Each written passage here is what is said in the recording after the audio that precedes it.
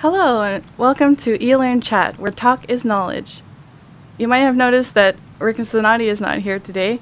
Instead of Rick Zanotti and Leslie Price, our usual host, this is a special time, so we have the Muliadi siblings. I am Sarah Muliadi, and that is my brother, Harold Muliadi.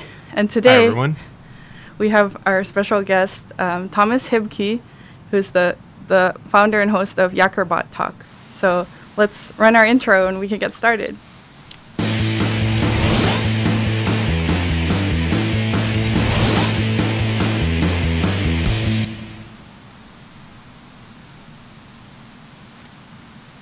And we're back. Hey, Thomas. Hey, Thomas. How you doing? Hey, guys. I'm doing great. How are you? Pretty good. Great. Yeah. Awesome. Thomas has been my friend for several years now. I think it was like 2015, I think we met. Something like that. Yeah, and he's always up to something really exciting. And yeah, Oh just my gosh. recently I've just found out he's running this podcast, Yakker Bot Talk. And so, Thomas, can you tell us a bit about your background and how did you get started with this podcast? So I got started in podcasting several years ago. Kind of jumped on the bandwagon when Pat Flynn and Chris Ducker kind of got into podcasting and was like freaking out because it was really exciting stuff that they were going over. And I was driving a lot at the time.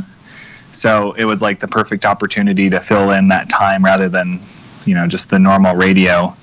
And, I always wanted to start one. I actually did start another podcast called Create Great News. That was just mainly because there was like a lot of bad news. And I was just like, this is like not cool for me. Like I wasn't digging it.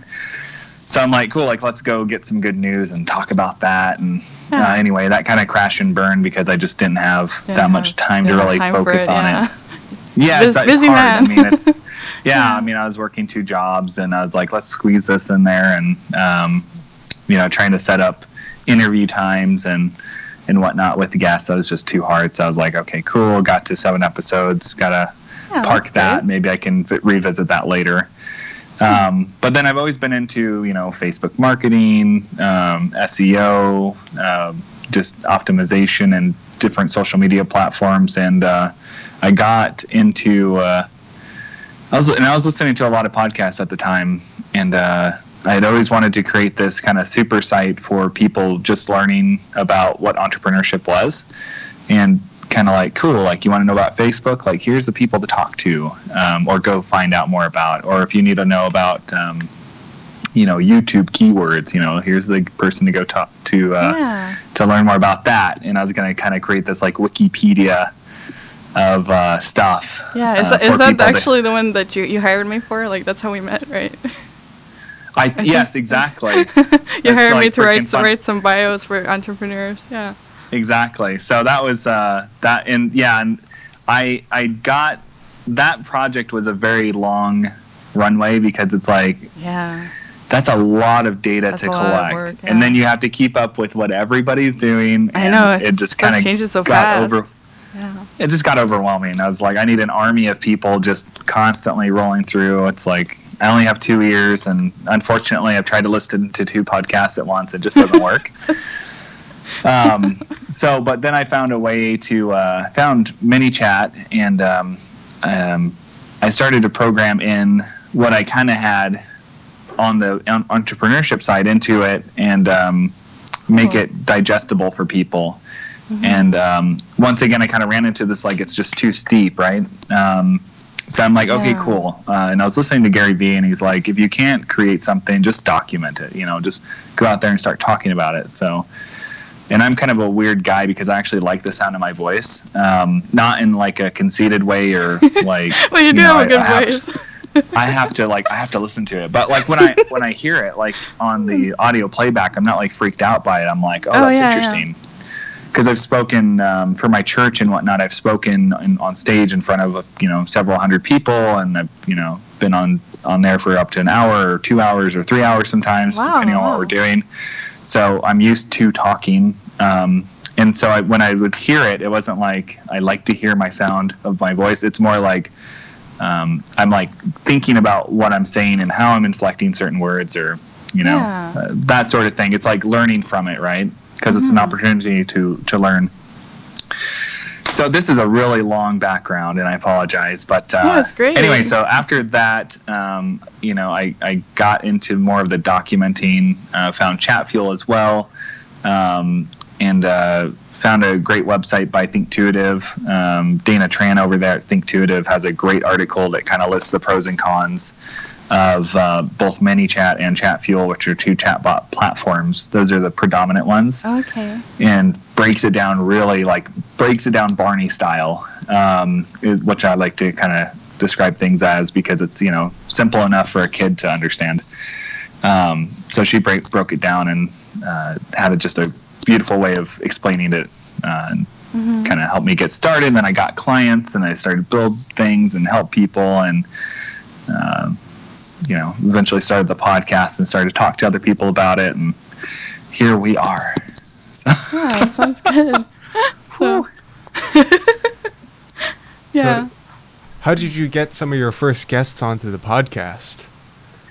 I bludgeoned them until they agreed. Naturally. Yeah.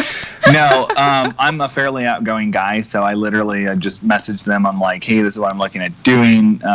You're literally going to be the first guest, and you're kind of doing me a favor. I'll promote your stuff, but help a brother out. And and that was actually Andrew Demeter over at Chatfuel. He was the first person to agree. Well, he was the first person to come on, the third person to agree. It was funny because I was following up. I'm like, hey, you still good for a couple of days? He's like, actually, I have an hour right now. You want to just do it now? Yeah, I'm was he like walking when you were interviewing him? Yeah, exactly. He was walking from one class to another, and I was like, this is great. Anyway, he was just super on point, so it was fantastic. So, and he's a really cool guy. He's a younger guy, 20-something, and just ridiculously obsessed with technology and studies. And anyway, I refer to him as my bot brother, because we have a bot mom and a bot dad as well. Yeah, believe it or not, it's possible. Yeah, we actually have a group on Facebook Messenger called the Bot Family. So, okay, anyway. it's really a thing. Yeah, no, it's a legit thing. I'm not being facetious or funny or it's real. Oh, that's good. Yeah. So, like for our audience, like what exactly is a chatbot, and like what are they most commonly used for right now? Well, that's a great question. I'm glad you asked. So you have, let's see, you have Facebook, right? That's a horrible logo, and I apologize. People don't hire me for my artistic skills. So you have Facebook, and it has various things that it goes out to. Right, it has various things that it goes out to, such as like it can link. You can put videos. You can have business pages and whatnot. But one of the best ways to describe it is most people have a Facebook profile page, right? Like a personal page. Facebook also allows you to have a Facebook business page. And that allows you to have an identity for the company on Facebook, right? So you can post content, you can contact the company, find ways to get in touch with them. And a couple of years ago, Facebook had a service called, it still does, Facebook Messenger, right? It's like a texting service to stay in touch with friends and family. But a couple of years ago, what they did is they had the one app, and then they split those two apart, right? And so now you have Facebook app, and then you have Facebook Messenger app. Yeah, I get really confused by that sometimes. Yeah, but they did that for a reason. And, we can go into that another time, but basically it just opens up Facebook Messenger to a lot more, right? Because there's a lot of users on Facebook Messenger that are typing each day. And if you add up the 4 largest social media platforms and put those against the 4 largest texting services, people are using the texting services more than they're using social media. Which I actually found completely fascinating. Yeah. So people are communicating more via text than like looking at cat photos. Which is people always are getting interesting. tired of cat photos, I guess. Yeah, so with Facebook Messenger and a Facebook business page, you can hook a piece of software up to it called a chatbot. And basically a chatbot is just a piece of software that automates dialogue and interaction with a client to engage in a predetermined way. So you can program it to say hello, or goodbye, or these are my hours, and then you can get much more complex. But it's just a piece of software that you hook up to a Facebook business page, and it automates interactions with your users and your fans. So are you kind of following so far? Yeah, definitely. Okay, cool. So with that, I've talked to several people, and they're like, Thomas, I work as a very personalized and personal service, and I don't like the idea of just turning everything over to a chatbot to handle all my interactions. And I'm like, that's fine. You can actually, there's certain things that you can automate, and then there's certain things that you can do by yourself. But I'm sure you kind of can get a little worn if you're asked the same question 100 times a week. And if you just had something in place that introduced a person to that concept automatedly, you're going to save a tremendous amount of time, right? So you can have this personalized aspect along with this automated aspect, and it just kind of dovetails beautifully. Just kind of like on the phone, like a customer service line. They have a lot of the automated menus and stuff like that, but you can still ask to talk to somebody. So I can definitely see the customer service. Customer service. The Facebook business chatbots. This kind of reminds me of something.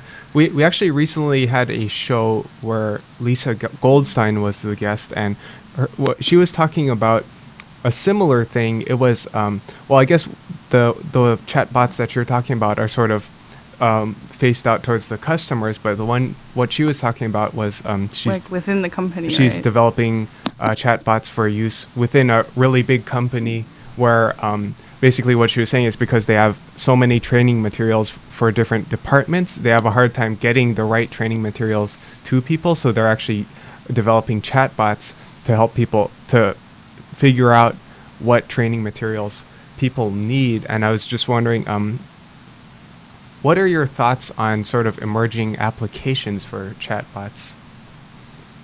Yeah, I think there's definitely a need for that sort of internal wiki searching, and possible dialogue. Because if you have enough employees, you can start to use machine learning to process, common questions and then find out what the best result is and deliver it newly. So I think that's definitely an important thing.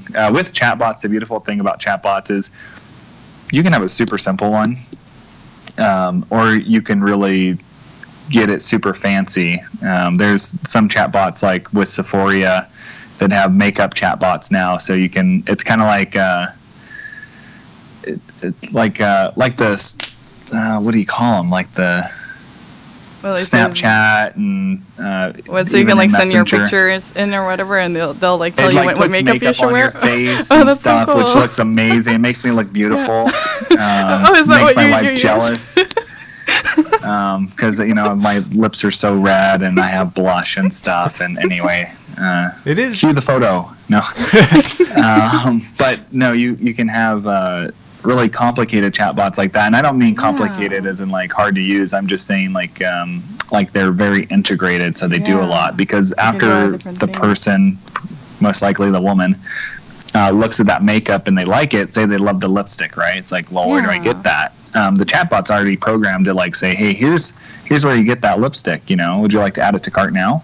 And then you can even follow up with them. Say they get a phone call, or their kid distracts them, or there's a homeless guy rushing you for trying to get some money, and you can't respond back. You can't respond back and say, hey, I want that lipstick. The bot can actually just automatically ping you 10 or 20 minutes after, or whatever set of time. Says, hey, I know you're interested in that lipstick. Right now I can offer you 10% off if you buy.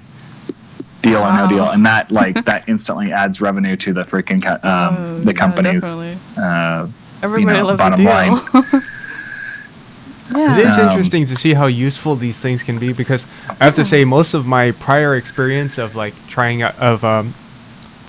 chatting with chatbots and stuff like that has been the type that just does these kind of random conversations and mostly cuts up, insulting remarks that other people fed into it and spits them back out. Sure. Yeah.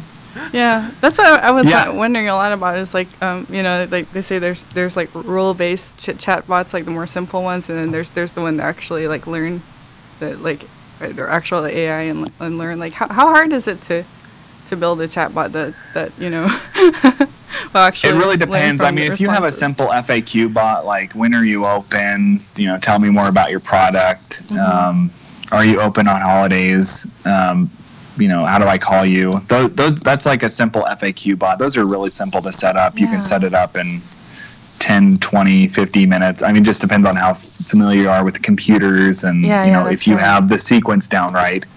And then you get into, a couple of, like a little bit more complicated where you're like, you've implemented like a lead scoring program. So like if the user one interacts in these fashions, then go ahead and add points to their lead score, right? Oh, okay. And when they get to a certain amount, let's go ahead and have somebody from sales reach out to them like, hey, I know that you've been looking at a lot of like this blog and that article and this product, let's set up a phone call so we can go over that. And then that way your sales team is not wasting time. And then you can also have e-com sort of bots where you're programming in storytelling or chat sequences that really tells somebody about the product that you're going for. Like there was this one guy I was talking to, and he had like a travel blog, and he was going all over the place, and he just found things that helped him, and he wanted to include a story with the specific product. It's like, one day I was down in Ethiopia, and I ran into this thing, and I got this thing, and it was really helpful, and anyway, it was much more in depth than that, but anyway, he would include a story. That's what he wanted to do, and to sell the product. And so so it's kind of like story and then pitch, and that worked out for him pretty well. So I took a look at those two platforms, the Chatfuel and ManyBot, and like from what I could see, it looks like it's pretty simple to set up. I mean, in terms of simplicity, ManyChat's definitely going to be easier. If you're like a network marketer, if you're like a coach or an authority figure, it's probably going to be easier to go with ManyChat. If you're looking for more custom integrations, like there's some people there's this one guy, Alfred L. He made a real estate chat bot, and the chat bot was completely insane. It was hooked up to Google Maps, the MLS numbers like database, and Zillow. You could say, hey, I'm looking for a house in New York, right? And I want a studio apartment, and or I want a house in Wichita, Kansas, right, in the middle of the country, and needs to be 3-bedroom, 2-bath, on a 1/4-acre lot. That's what I'm looking for. His bot will go in, find Zillow, tap into its database, and then search for all those places, show you pictures, give you a price for it, and then you can and because it's hooked up to Google Maps, you can go and do Street View and look at the house, and really like angle it around and check out the neighbors, check out the the area, and it's like, are you interested in this property? Yes or no? And then if they hit yes, it just immediately calls the realtor. So it's really, really awesome. Kind of just blew my mind. You're a little virtual realtor. That's neat, because and I can see something like that being able to get the customer what they need and what they're looking for a lot faster than even just a human.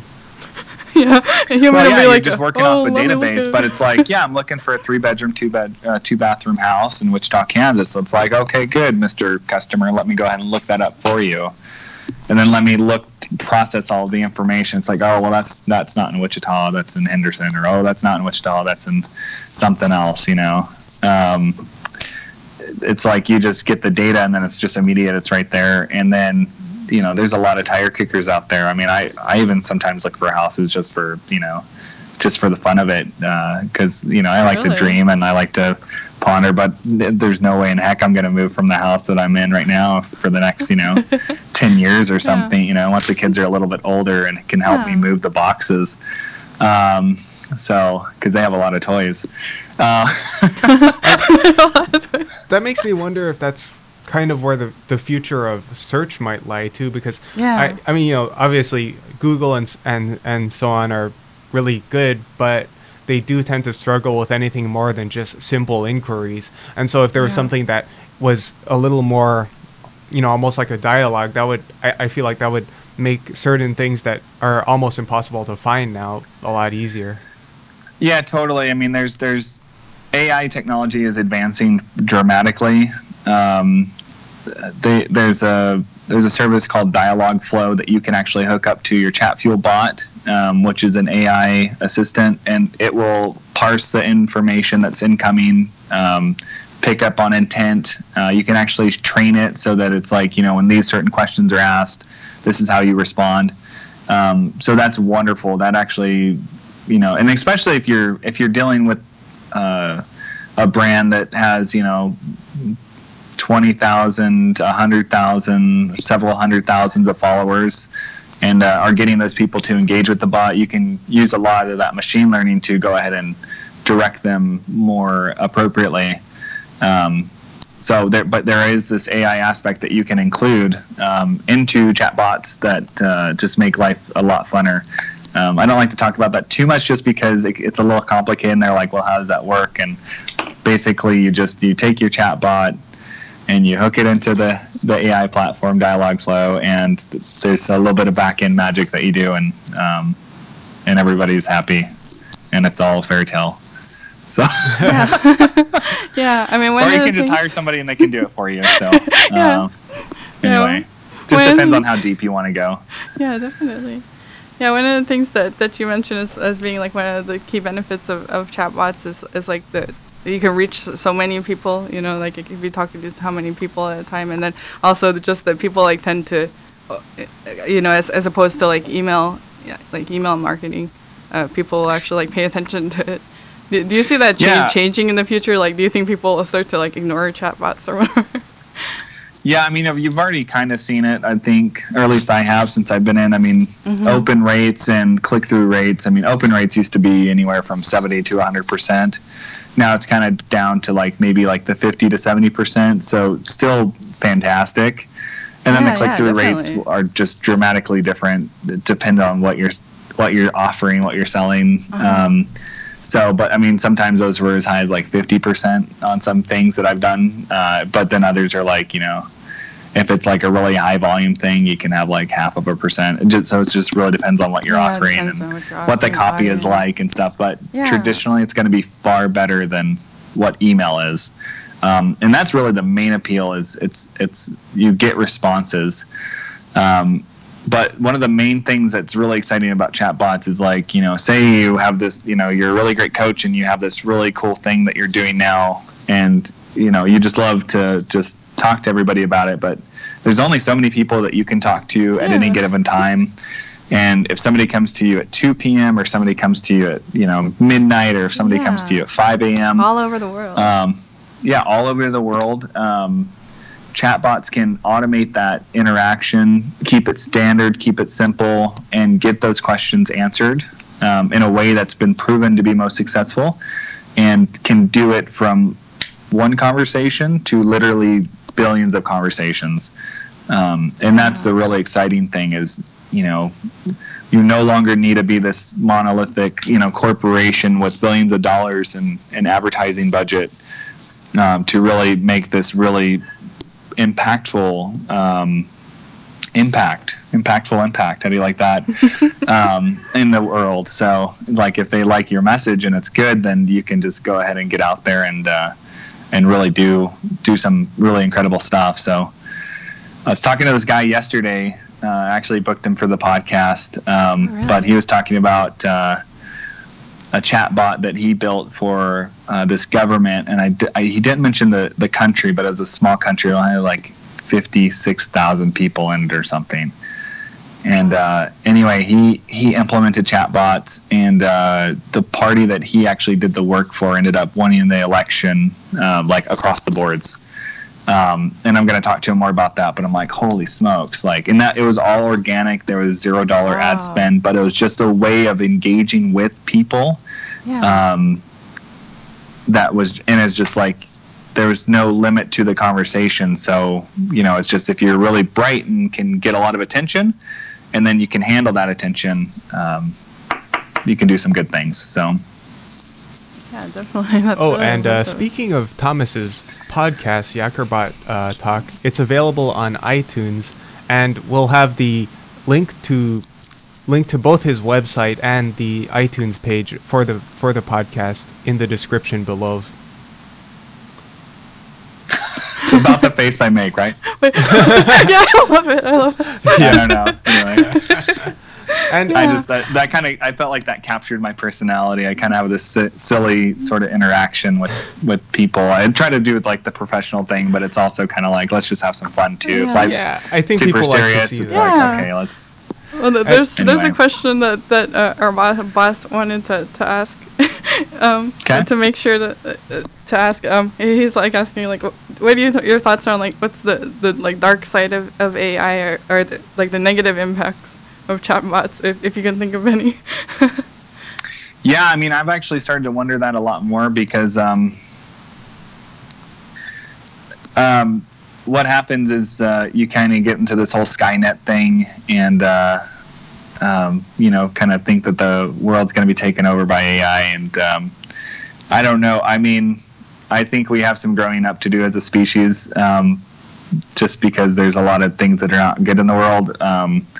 But I think with where AI technology is headed, it's absolutely positive, and we just need to make sure that we don't start creating Terminators and stuff. But like Google Duplex, if you guys haven't seen those videos, those are completely ridiculous. They Oh no, I haven't. they have What this. is that? It's super exciting. Basically, it's a this person sends a message to their Google Assistant, right? And it's like, I need an appointment on Wednesday for a haircut between 10 and 12.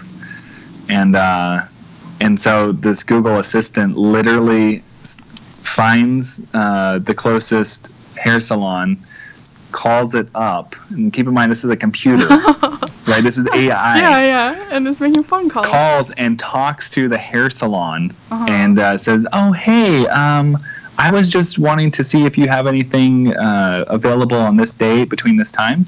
And then the hair salon's like, "Yeah, let me go check on that," you know. And then the assistant's like, anyway, it's like, it's super. To me, it's really exciting. It's also kind of alarming because it threatens my job as a sales guy. Yeah, it threatens my job too. Like, that's one of my duties is to, like, you know, get podcast guests. And well, what if they just make a chatbot to do it? Then I don't have a job anymore. Yeah, I don't know. I guess just be more entertaining than a robot. You know, just. I mean, I guess. And speaking of entertaining people, one of the big advantages of chatbots, I guess, is that because people have such a short attention span nowadays. You were talking about email before. You know, people look at an email, they'll say, that's too much, and they'll just close it or something. But it's a way of writing a lot of content, but not showing it all to people at once. So it's sort of like we've come a long way since, you know, a GeoCities page with 10,000 words on it or whatever. You can have those same 10,000 words, but I guess with you know, AI. We're all dating ourselves by knowing that. So, Yeah, we're so old, right? Yeah.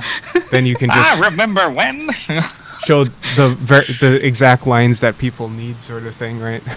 Yeah, exactly. Yeah. So crazy. Yeah. Yeah. You know, for me, chatbots are it's not the end all be all. To me, it is another tool in the tool bag, and if you use that and support it with the right strategy, you know, integrating it with other like a Facebook strategy, integrating it with it. I mean, because email is still valuable. It's not completely dead, because there was the great bot block of 2018 where they didn't allow any new bots to be connected to the platform for like a month, and people freaked out. Exactly. If you already had your bot connected, then you were totally fine, but you couldn't connect, like all of the agencies, they couldn't get new clients because they couldn't actually connect it to the page. So anyway, so like if you have it coupled with the right strategies, email, SEO, or whatever that fits your brand, it can make a huge impact, because you can have that conversation at scale. You can have that conversational commerce, and conversational, And I guess conversely, if you implement it poorly, it just becomes a way to annoy people at even greater speed.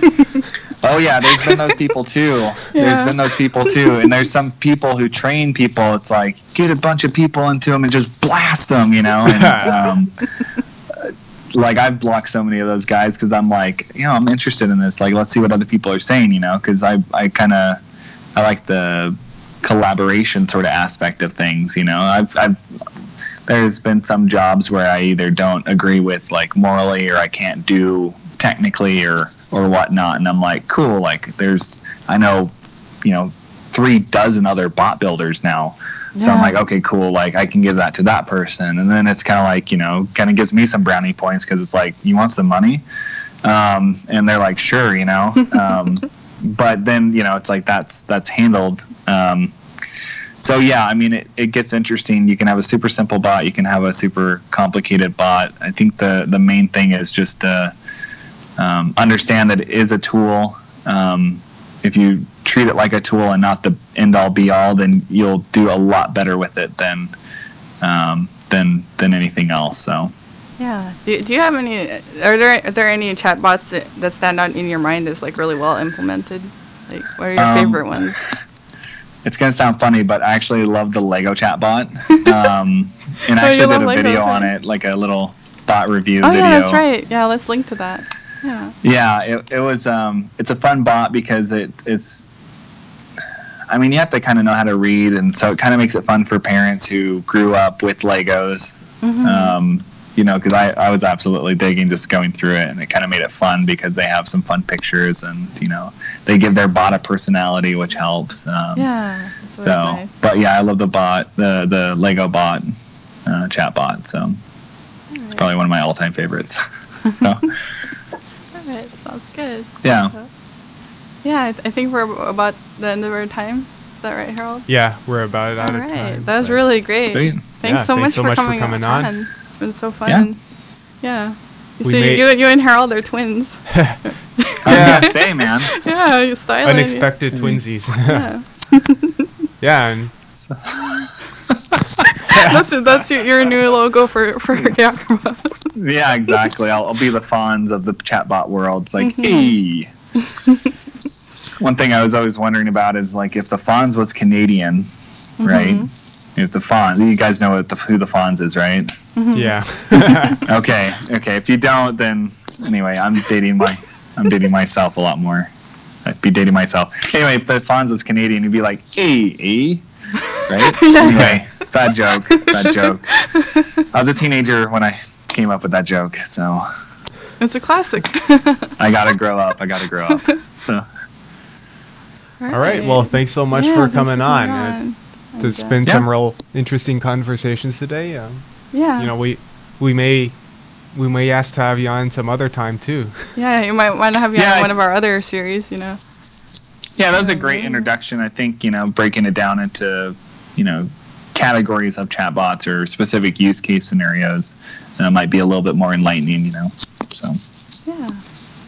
All right. That was a shotgun approach. Yeah. Here it is. Yeah. That's right. All right. So. All right. Well, thank you everyone for tuning in. We'll see you next time. Bye everyone.